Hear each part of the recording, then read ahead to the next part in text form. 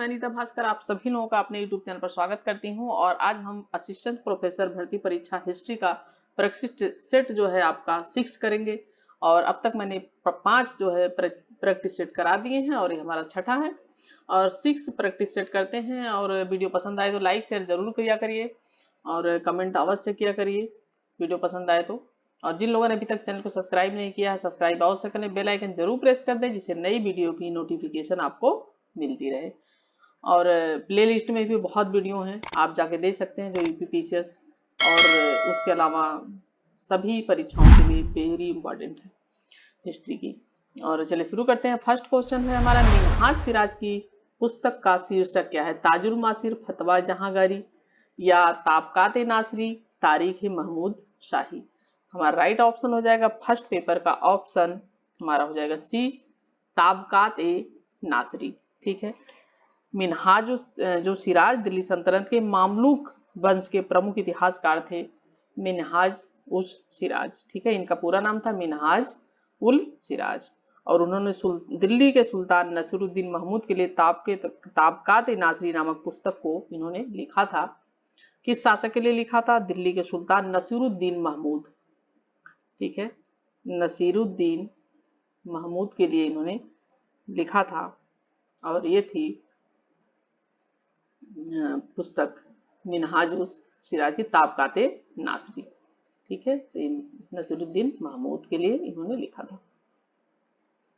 Next है second question हमारा, तैमूर दिल्ली की वास्तुकला से इतना प्रभावित हुआ था कि वह अपने साथ भारत से मिलकर शिल्पकार, राजमिस्त्री और निपुण कारीगरों को लेता गया था। तो तैमूर जो आया था, तैमूर लंका जो यहाँ पे था, वो इतना प्रभावित हुआ था कि वो अपने साथ शिल्पकार ले गया, राजमिस्त्री ले गया, निपुण कलाकारों को ले, ताकि वो उनसे उन्हीं प्रकार की इमारतें बनवाए। अपनी राजधानी कहाँ पे ले गया था? कहाँ से आया था तैमूर लंग? और राइट ऑप्शन हो जाएगा हमारा समरकंद, अफगानिस्तान। ठीक है, समरकंद से आया था वो। और 18 दिसंबर 1398 ईस्वी को तैमूर ने दिल्ली पर अधिकार कर लिया था और काफी धनराशि इसने लूटी थी और शिल्पियों को चुनकर समरकंद भेज दिया और वहां उसके लिए प्रसिद्ध जामा मस्जिद का निर्माण किया।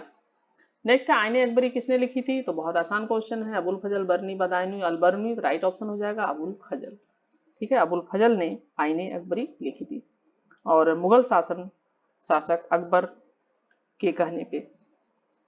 ठीक है, और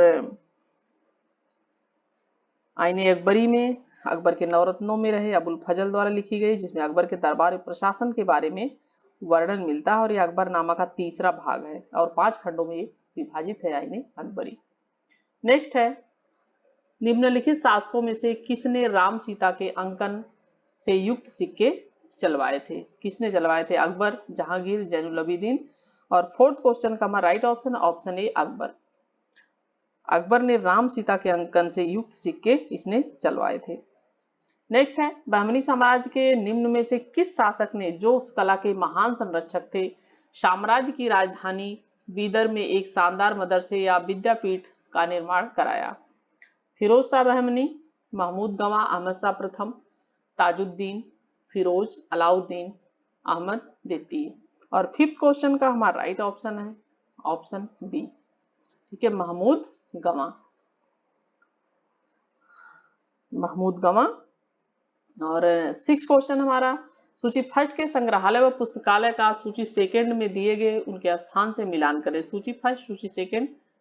सूची फर्स्ट में है सालारजंग संग्रहालय कोलकाता, राष्ट्रीय संग्रहालय नई दिल्ली, राष्ट्रीय पुस्तकालय हैदराबाद, राष्ट्रीय अभिलेखागार नई दिल्ली। दे मिलान करना है कहाँ पे है।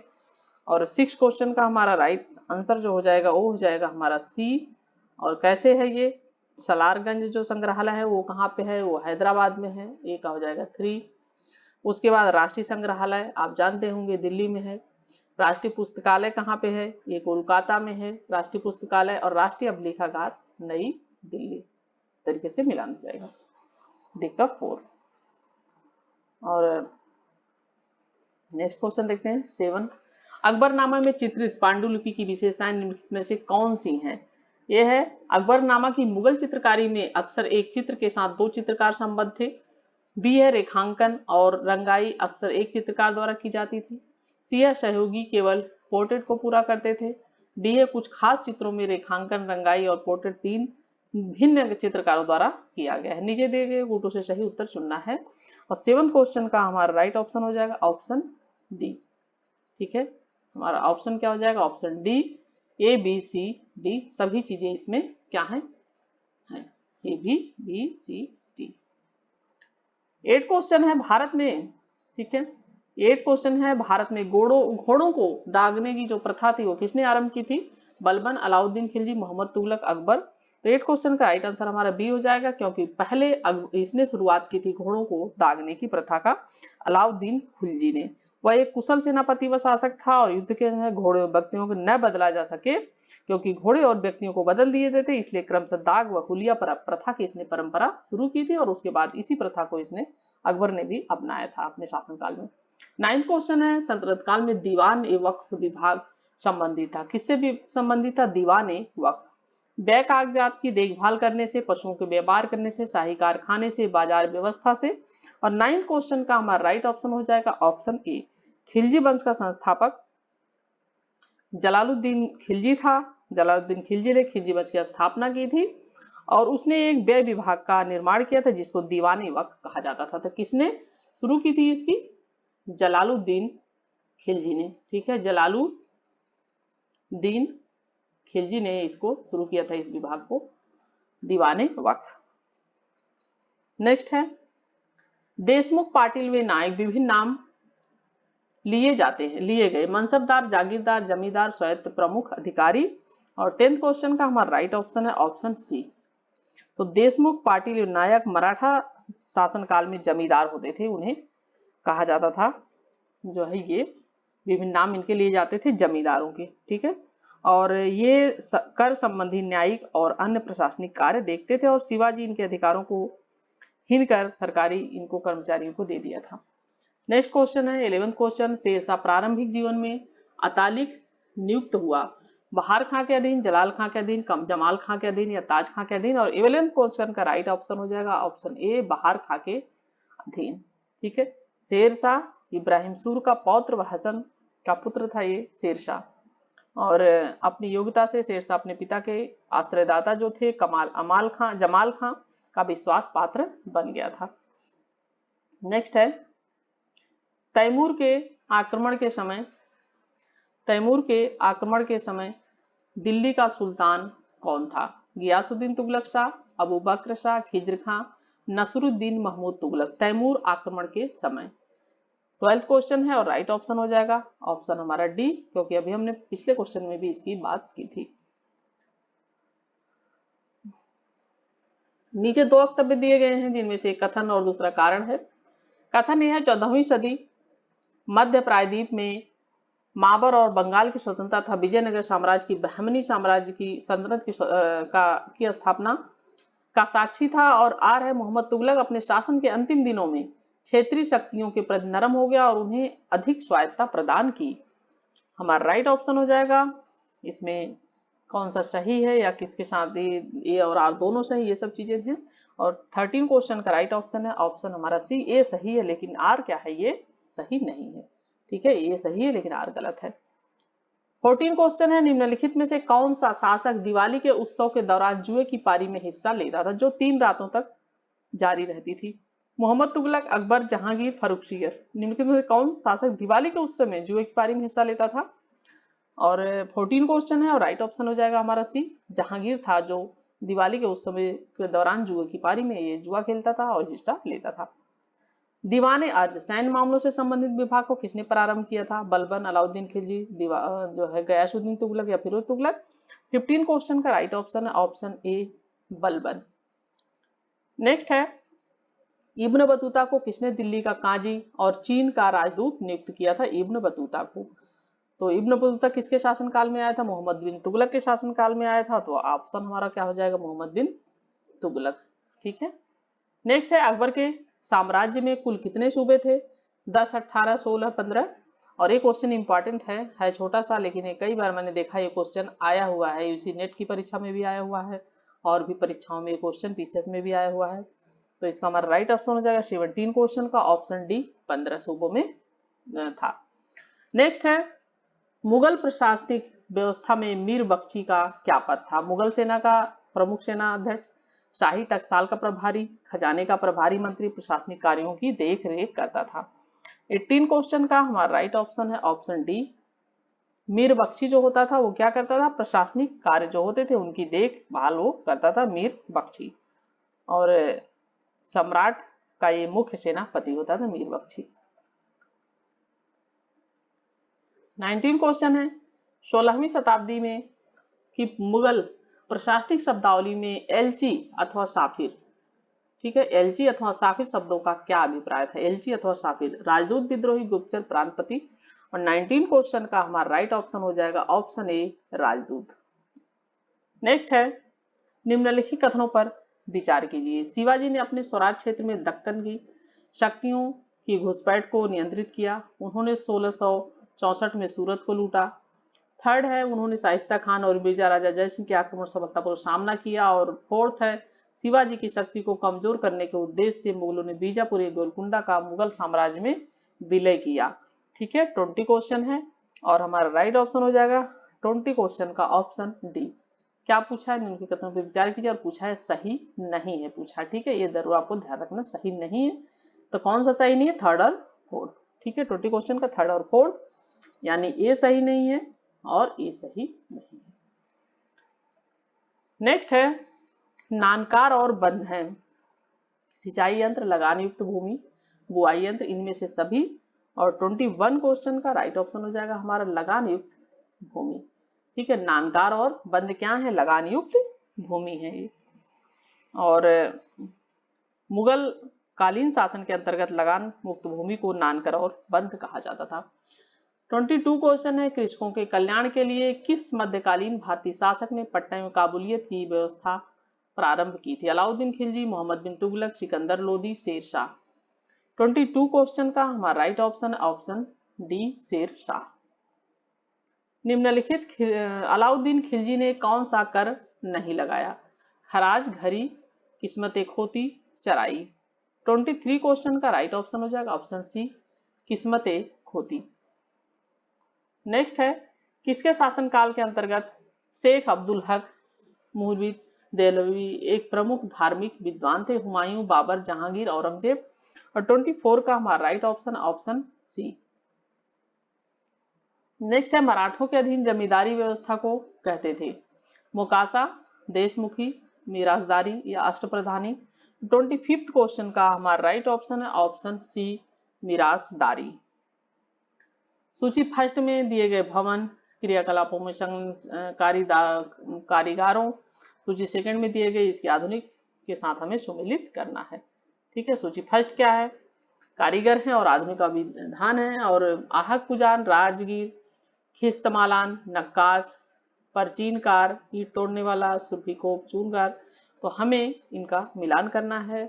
और हमारा 26 क्वेश्चन है और मिलान करेंगे तो आहक पुजान जो है वो क्या है? ये है ए का वो चूनगर। और खिस्त मिलान क्या है? ये है राजगीर। और राजगीर जो होते थे उसे खिस्त मिलान कहा जाता था, जो चुनगर होते थे उन्हें आहक पुजान कहा जाता था, परचीनकार जो होते थे उन्हें नक्काश कहा जाता था, और सुर्खी को ईंट तोड़ने वाले को कहा जाता था। और इस तरीके से जब हम मिलान करेंगे, ए का हमारा फोर्थ है और हमारा बी का क्या है? बी का हमारा फर्स्ट है। और इस तरीके से जब बी का फर्स्ट देखेंगे तो इसमें ऑप्शन हमारा राइट क्या हो जाएगा? Option D, option D right. 27 question निम्नलिखित में से किसने भू राजस्व विभाग में भ्रष्टाचार को वैध कर दिया? फिरोज तुगलक, शेरशाह, मलिक अंबर, उपयुक्त में से कोई नहीं। 27 क्वेश्चन का हमारा राइट ऑप्शन क्या है? Option A Firoz Tughlaq. भू राजस्व व्यवस्था, भू राजस्व विभाग में भ्रष्टाचार को वैध कर दिया था। 27 का राइट ऑप्शन है। नेक्स्ट है निम्नलिखित में से किसने संतों की जीवनियों के संकलन वाले भक्तमाल की रचना की थी? नंददास, नाभादास, कुंभन, रूप गोस्वामी। और 28 का हमारा राइट ऑप्शन है ऑप्शन बी नाभादास। ठीक है, नेक्स्ट है किस मुगल बादशाह के काल में मुगल चित्रकला में प्राकृतिक दृश्यों का चित्र पराकाष्ठा पर पहुंच गया? हुमायूं, अकबर, जहांगीर, शाहजहां। 29 का हमारा राइट ऑप्शन हो जाएगा ऑप्शन सी जहांगीर। ठीक है, जहांगीर हमारा राइट ऑप्शन हो जाएगा, जिसने प्राकृतिक दृश्यों का चित्र अपने शासन काल में, यह बहुत ही कला का पुजारी था, कला का प्रेमी था। कला इतिहासकार पर्सी ब्राउन ने किस काल में मकबरों का काल संबोधित किया है? इलबरी काल, खिलजी काल, तुगलक काल, सैयद व मोदी काल, लोदी काल। और 30 क्वेश्चन का हमारा राइट ऑप्शन हो जाएगा ऑप्शन डी, सैयद व लोदी काल, यानी सैयद वंश, लोदी वंश मकबरों का काल कहा जाता था। ठीक है। 31 है, निम्न में से कौन सी आगरा के किले में निर्मित पहली सफेद संगमरमर की इमारत है? मोती मस्जिद, दीवाने आम, दीवाने खास, नगीना मस्जिद। और हमारा 31 क्वेश्चन का राइट ऑप्शन हो जाएगा दीवाने आम, ऑप्शन बी। पहली संगमरमर की जो इमारत है दीवाने आम है। दीवाने आम एक आयताकार प्रांगण था और इसी में बादशाह का सिंहासन रखा रहता था दीवाने आम पर। और इसकी मुख्य विशेषता क्या थी? खंभे पर निकली हुई बरामदे की छत। नेक्स्ट है, कौन सी इमारत पूरे दूसरे ताजमहल के नाम से प्रसिद्ध है? तो ये राइट ऑप्शन क्या हो जाएगा हमारा? रबिया उद दौरानी का मकबरा। ठीक है, रबिया उद दौरानी का मकबरा। रबिया उद दौरानी कौन थी? उसकी औरंगजेब की पत्नी थी रबिया उद दौरानी, और इसका मकबरा है वहां पे है इसका औरंगाबाद में। ठीक है, और 32 का हमारा राइट ऑप्शन ए है, और दूसरे ताजमहल के नाम से प्रसिद्ध है। ठीक है, रबिया उद दौरानी का मकबरा। नेक्स्ट है, चित्रकला के संबंध में निम्नलिखित में से कौन सा एक कथन सही नहीं है? पहला है, मुगल सम्राट हुमायूं 1555 में ईरान से प्रमुख चित्रकारों अब्दुल समद और मीर सैयद अली को लाया। मुगल सम्राट हुमायूं कौन सा सही नहीं है पूछा, तो ये बिल्कुल सही है। ये अपने साथ ले आया था हुमायूं चित्रकार जो थे अब्दुल समद और मीर सैयद अली को। ये क्वेश्चन बहुत बार पूछा जाता है। ठीक है। दूसरा क्या है, अकबर ने एक विशाल चित्रशाला की स्थापना की जिसमें 1560 के दशक में हमजनवामा को चित्रित किया गया। ठीक है, और ये भी सही है। और तीसरा क्या है, जहांगीर के काल में चित्रकला यूरोप के प्रभाव को अस्वीकार कर दिया। और डी है, 18वीं शताब्दी में विशेषकर कृष्ण लीलाओं को प्रदर्शित करने क्षेत्रीय चित्रकला अस्तित्व में आई। लेकिन हमारा राइट ऑप्शन क्या है? ऑप्शन हमारा सी है, जो सही नहीं है कि यूरोप के प्रभाव को अस्वीकार कर दिया गया था। और इस क्या हुआ था कि पुर्तगाली पादरियों ने दरबार में यूरोपीय चित्रकला का बल्कि चलन शुरू किया था। जहांगीर के चित्रकला में विशेष रुचि लेने के कारण इस दिशा में कार्य शुरू हुआ था। नेक्स्ट है, कौन से दिल्ली सुल्तान ने हिंदू योगियों और मुस्लिम फकीरों के साथ बात की?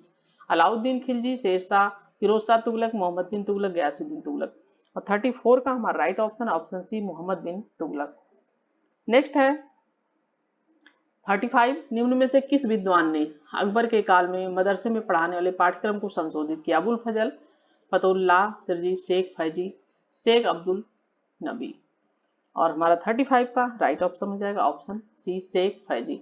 अकबर के काल में मदरसे में पढ़ाने वाले पाठ्यक्रम को संशोधित किया था, तो ये था शेख फैजी। और इसने अकबर के काल में एक बहुत बार क्वेश्चन ये भी आता है, अनुदान विभाग, इसने अनुवाद विभाग की स्थापना की थी जिनमें बहुत सारे जो हमारी उपनिषद और बहुत सारी चीजें थी उनका, वैदिक हमारे ग्रंथ थे उनका अनुवाद किया गया था। तो अनुवाद विभाग की इसने भी स्थापना की थी अकबर के शासन काल में। ठीक है, अनुवाद विभाग शेख फैजी ने।